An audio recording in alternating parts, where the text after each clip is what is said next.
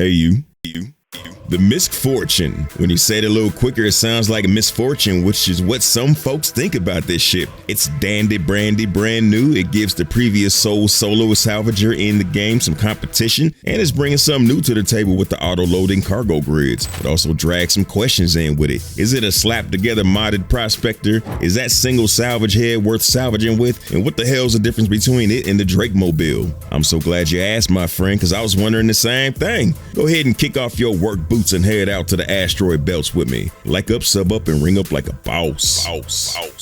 CIG dropped a little hint of this ship during CitizenCon where they had upcoming ships in silhouette. Soon as you seen this joint, they put a question mark over your head, wondering how a prospector was a new ship. Speculation started brewing. Discord threads were full of folks throwing in their 2 cents, and eventually folks figured out it had to be a salvager. Now that it's out in the wild, folks are interested in if it's worth swapping out the tried and tested Drake Vulture. So let's start with what we got. It might look like a prospector, but it's longer and wider by 3.5 meters each way. It's the same height though at 10 meters. These are the exact same dimensions as Drake's ship. The red and gold festive paint makes it sing. Gotta love what they're doing with the paints lately. Paints are starting to also include other details like stairs on the Intrepid or doors in the Cuddy. Never seen the Cuddy looking hot like the Iron Man paint before.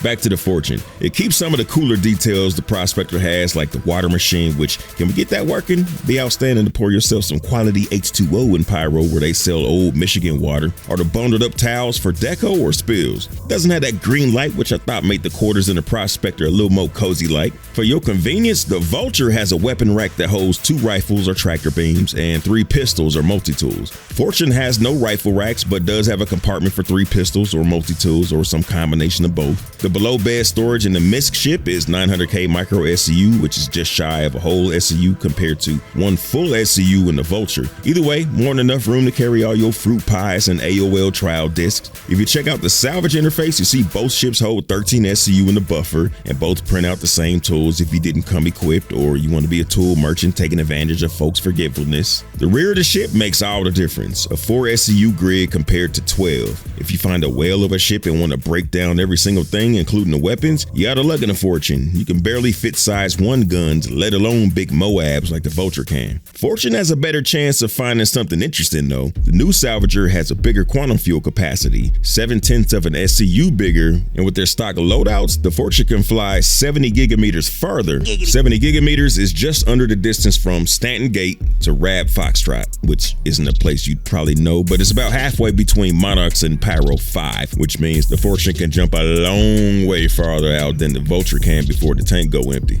The bulk of your time in either ship is spent floating in place as you collect product from wrecks, so speed has never been much of a consideration. Now that an alternative exists, it's worth it to note that the Vulture is 57 meters per second faster in SCM and 125 in nav mode, so the Drake will get you back to base a little quicker or out of dodge when troubles come a-coming. The MISC ship is a bit slower, but with a more durable hull, it'll be more likely to survive collisions with asteroids or tank incoming fire a bit better. Fracturing works the same, so nothing new to talk about here. The entry points make life a little easier. Ladders are usually the last way folks want to enter their ship, but stepping out of it in EVA is a breeze compared to the Vulture. That side door and mini plank have always been awkward in Vulture, and at the rear there's no ladders to drop down the deck since there's only one in the MISC. The elevator is bouncy going down, but it's a nicer way to enter the vacuum and get yourself situated before stepping off for a spacewalk. The exterior grid is the unique and polarizing piece of the ship. It shouldn't be though. Folks say cargo's less secure being on the outside, but that's not quite right. Anything attached to your grid is locked down unless you release it. It's the same security you'll have for your sale items in your player bases. Nobody outside of you and the folks in your party can pull anything off your exterior grid unless they blow you up or take control of your ship. In those cases, you just kinda out of luck anyway.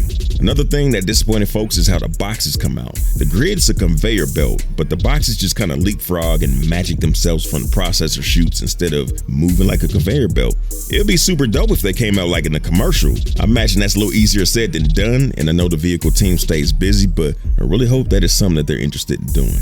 So those are the facts, but that doesn't really tell you the story of how it works out in the field. Is that single head worth the squeeze? Pause. Fortune comes stock with a cinch salvage head, so it'll scrape RMC slower than the Vulture stock loadout, which includes an abrade salvage head. Folks like to talk about how efficient the cinch is, but I wouldn't paint a house with a toothbrush no matter how high the efficiency rating. So I went with the trawler, and in the future I'll probably swap it out for an abrade. If you haven't been salvaging in a while, and hopping to Fortune doesn't actually feel slower to use despite just having the one salvage head. You hop in, and once that muscle memory kicks in, you're scraping as usual. After you use it a bit, then take a Vulture out for a spin. The difference is apparent. Everybody's salvage is a bit different with their own patterns, distance, and salvaging heads, but the result's going to be about the same. You just can't salvage as fast with half the equipment. The Vulture didn't salvage double the speed of the Fortune though. For myself, I averaged a minute and a half faster with the Vulture on 2 different types of panels. Obviously, the more salvaging you do in a session, that time spent salvaging scales up. The Fortune is supposed to be the salvager of convenience. It automatically places boxed up salvage on the cargo grid so you don't have to. Side note, I've always wondered, are the boxes themselves supposed to be composed of the salvage, or does the ship come with box panels that are assembled somewhere? Then I saw this for the first time. The ship fabricates the boxes. Has that always been there? Anywho, how convenient is the Fortune actually? Both ships have grids for 12, and then you can fill up the buffer with 13 SCU. On paper, doesn't sound that different, but it is. The Vulture makes you get up and run downstairs every 13 SCU. Then you got to stand there and wait for the buffer to start spitting out boxes one at a time. So you stacking and waiting, stacking and waiting. You got to do this process at least twice, and it extends the time you're out there, which kills the benefit of the faster salvaging power. Where the Fortune shines is when you realize you don't even have to leave your seat until you're already 25 SCU deep in RMC. Each exterior external cargo grid stacks 6, plus 13 in the buffer. Then you go for a little spacewalk, pluck the cargo off the ship like you picking grapes, send them up the elevator, and drag them through the hallway. At that point, you're done leaving your seat till you make it back to base. I've not Tetrised either of these ships to their absolute maximum, but for my quick experiment, I fit 36 SCU in the Fortune, including the exterior grid, internal grid, unsecured space, and the buffer. The Tetris Genies at CIG can fit a total of 47, which is crazy. I don't know how they doing that. Folks out in the Versa filled the Drake Vulture out to 39. So the speed of the Vulture's 2 mining heads is offset by the Vulture's larger potential carrying capacity. The Vulture may have a slight advantage in offloading, at least initially. For some reason, I could only use the Atlas to pull out the loose boxes, try several angles on a lockdown cargo, but ended up having to get it done on foot. Other than that, it's just a quick yank down the ramp. Pause. But then it's back to one at a time as the buffer spits them out. Pause again, Granddad. Unloading the Fortune's pretty easy. Throw the boxes out the grid down to the floor, then pluck them grapes again.